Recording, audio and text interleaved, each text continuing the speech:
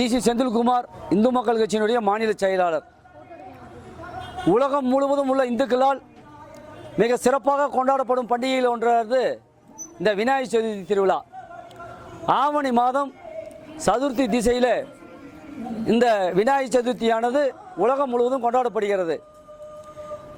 அவரவர் வீடுகளில் சிறிய விநாயகர் முதல் பொதுமக்கள் சார்பாகவும் இந்து அமைப்புகள் சார்பாகவும் 3 அடி முதல் கிட்டத்தட்ட 15 அடி வரை விநாயகர் சிலைகளை வைத்து பிரதிஷ்டை செய்து பெரிய நகரங்களில் 5 நாட்களாகவும் புறநகர் பகுதிகளில் 3 நாட்களாகவும் கொண்டாடப்பட்ட அந்த விநாயகர் சதுர்த்தி விழாவானது இந்த ஆண்டு அரசின் கட்டுப்பாட்டின் காரணமாக 10 அடிகளுக்கு மேல் வைக்கக்கூடாது என்ற காரணத்தினால் இதோ இங்கே கோவையிலே ராஜவீதியில் ராஜகணபதியாக இங்கே வீட்டிருக்கின்ற விநாயகர் சதுர்த்தி விழாவானது இப்பொழுது மிக சீரும் சிறப்புமாக 10 அடி உயர விநாயகர் சிலை பிரதிஷ்டை செய்யப்பட்டுள்ளது.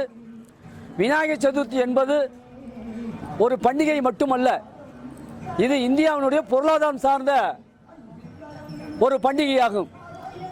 எப்படின்னா, நம்ம ஒரு வீட்டில் ஒரு சின்ன விநாயகர் வைக்கிறதுலேருந்து அமைப்பு சார்பாக இது போல 10 அடி உயரம் விநாயகர் சிலை வைப்பது வரை அனைத்துமே பொருளாதாரம் சார்ந்த இந்த பண்டிகையாக விளங்கி கொண்டிருக்கிறது. ஏன்னா ஒரு விநாயகர் சிலை வைக்கிறேன்னு சொன்னோம்னா அந்த விநாயகர் சிலை தயாரிக்கிற, அதுக்கு வர்ணம் பூசுகிற, இப்படி அதற்கு பலகை அடிக்கிற, இப்படி பல தொழிலாளர்கள் அதனால் பயனடைகிறார்கள். அதே போல் விநாயகர் சிலை வைக்கக்கூடிய பந்தல் அமைப்பாளர்கள், ஒளி அமைப்பவர்கள் மற்றும் பூ கட்டுபவர்கள்,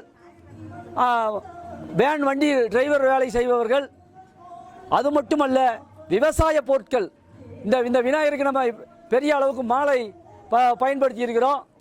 இந்த பூக்களை உற்பத்தி செய்கின்ற விவசாயிகள் இந்த விநாயகர் சதுர்த்திக்கு நாம் பிரசாதமாக பொங்கல், சுண்டல், அவில், அன்னதானம் போன்றவை வழங்குகிறோம். இவை அனைத்துமே விவசாயம் சார்ந்த பொருட்கள். ஆகவே இந்த விநாயகர் சதுர்த்தி என்பது ஏதோ ஒரு பண்டிகை மட்டுமல்ல, இது இந்தியாவினுடைய பொருளாதாரம் சார்ந்தது. கிட்டத்தட்ட இந்த 2 நாட்களில் மட்டுமே இந்த விநாயகர் சதுர்த்தியை ஒட்டி பல 100 கோடி ரூபாய்கள் இந்தியா முழுவதும் பல்வேறு வகைகளில் வணிகம் செய்யப்பட்டுள்ளது. ஆகவே இந்த இந்து மதம் என்பது ஏதோ பண்டிகைக்காக மட்டுமான மதம் அல்ல, இது ஒரு பொருளாதாரம் சார்ந்த மதமாகும். அதை வலியுறுத்துகின்ற வகையிலே, இந்துக்களுக்கு ஒற்றுமை ஏற்படுத்துகின்ற வகையிலே இந்து மக்கள் கட்சியின் தமிழகம் சார்பாக இது 33வது ஆண்டாக இங்கே நாங்கள் இந்த ராஜகணபதியை பிரதிஷ்டை செய்யப்பட்டுள்ளது. இங்கே ஆதீன கர்த்தர்களும் மடாதிபதிகளும் துறவியர் பெருமக்களும் இன்றையிலிருந்து இந்த விநாயகர் பந்தலுக்கு வருகை தந்து இங்கே விநாயகரை தரிசிப்பதுடன் இங்கே வருகின்ற பக்தர்களுக்கு ஆசியுரை வழங்குள்ளார்கள்.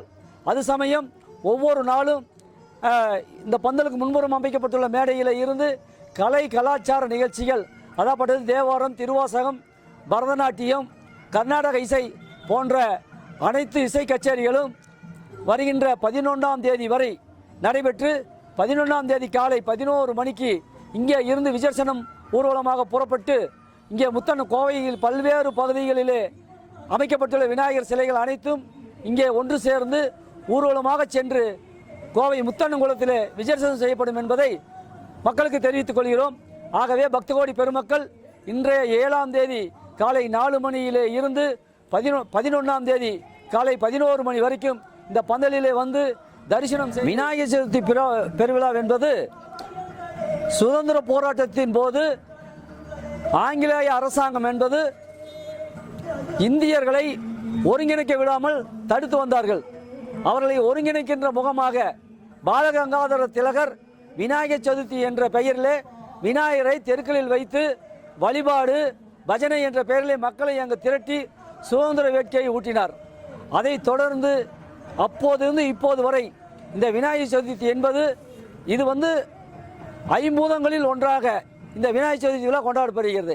என்னென்னு பார்த்தீங்கன்னா, மண்ணை எடுத்து நாம் அதை ஒரு உருவமாக விநாயகராக ஒரு உருவம் செய்து அந்த விநாயகரை வைத்து நாம் அவருக்குண்டான கொழுக்கட்டை, அவில், பொங்கல் போன்றவற்றை படையல் செய்து பிரசாதமாக செய்து வீடுகளிலேயும் இதே போல பொதுமக்கள் அதிகமாக கூடிய இடங்களை நாம் வைத்து வழிபாடு செய்து அந்த விநாயகரை நாம் அருகில் உள்ள நீர்நிலைகளிலே விசர்ஜனம் செய்கிறோம்.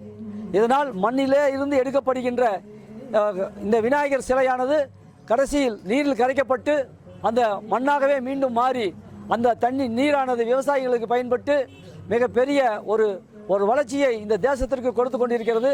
அதன் வழிபாடாகவே இந்த விநாயகர் சதுர்த்தி விழாவை நம்ம கொண்டாடி வருகிறோம்.